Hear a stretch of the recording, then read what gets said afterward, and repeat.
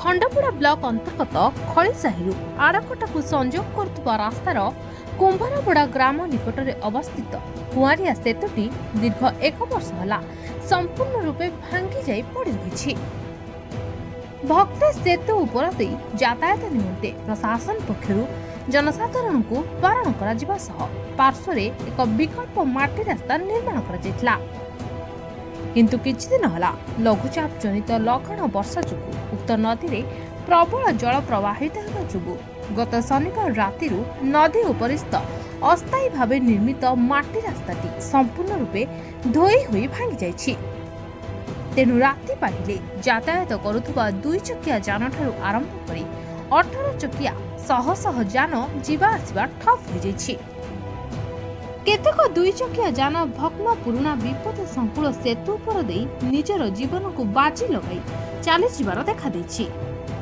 କିନ୍ତୁ ଅନ୍ୟ ସମସ୍ତ ହାଲୁକା ତଥା ଭାରୀ ଯାନ ଗୁଡ଼ିକ ରାମଚନ୍ଦ୍ରପୁର ଠାରୁ ଶରଧାପୁର ଢୋଲମରା ଗ୍ରାମ ଦେଇ ପ୍ରାୟ 7 କିଲୋମିଟର ରାସ୍ତା ବୁଲି କରି କୁମ୍ଭାରପଡ଼ା ମୁଖ୍ୟ ରାସ୍ତାରେ ମିଶି ଯାଉଛନ୍ତି। ପୂର୍ତ୍ତ ବିଭାଗ ଅଧୀନରେ ଉକ୍ତ ରାସ୍ତା ଓ କୁଆଁରିଆ ସେତୁଟି ରହିଛି।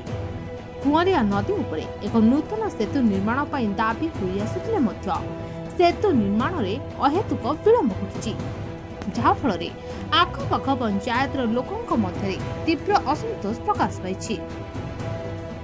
ଅଞ୍ଚଳବାସୀଙ୍କ ସ୍ୱାର୍ଥକୁ ଦୃଷ୍ଟିରେ ରଖି କୁଆଁରିଆ ସେତୁ ଉପରେ ଏକ ଉଚ୍ଚତମ ସେତୁ ନିର୍ମାଣ ନିମନ୍ତେ ପୂର୍ତ୍ତ ବିଭାଗ ଉଚ୍ଚ କର୍ତ୍ତୃପକ୍ଷ ଓ ସଚିବ ଏବଂ ଲୋକ ପ୍ରତିନିଧି ଓ ମନ୍ତ୍ରୀ ଦୃଷ୍ଟି ଦେବାକୁ ସାଧାରଣରେ ଦାବି ହୋଇଛି। ଏନେଇ ଖଣ୍ଡପଡ଼ା ପୂର୍ତ୍ତ ସହକାରୀ ନିର୍ବାହୀ ଯନ୍ତ୍ରୀ ରାଧେଶ୍ୟାମ କାଲୁ କହିଥିଲେ ଯେ ସାଧାରଣ ନିର୍ବାଚନ ଶେଷ ହେବା ପରେ ସେତୁ ନିର୍ମାଣ କାର୍ଯ୍ୟ ଆରମ୍ଭ ହେବ। କିନ୍ତୁ ଏପର୍ଯ୍ୟନ୍ତ ନିର୍ମାଣରେ ଅହେତୁକ ବିଳମ୍ବକୁ ନେଇ ଅଞ୍ଚଳବାସୀଙ୍କ ମଧ୍ୟରେ ଆନ୍ଦୋଳନର ଦାନା ବାନ୍ଧୁଥିବାର ଜଣାପଡ଼ିଛି। କଣିହାରୁ ପ୍ରିୟବ୍ରତ ଷଡ଼ଙ୍ଗୀଙ୍କ ରିପୋର୍ଟ, ମିଡିଆ ଭଏସ୍।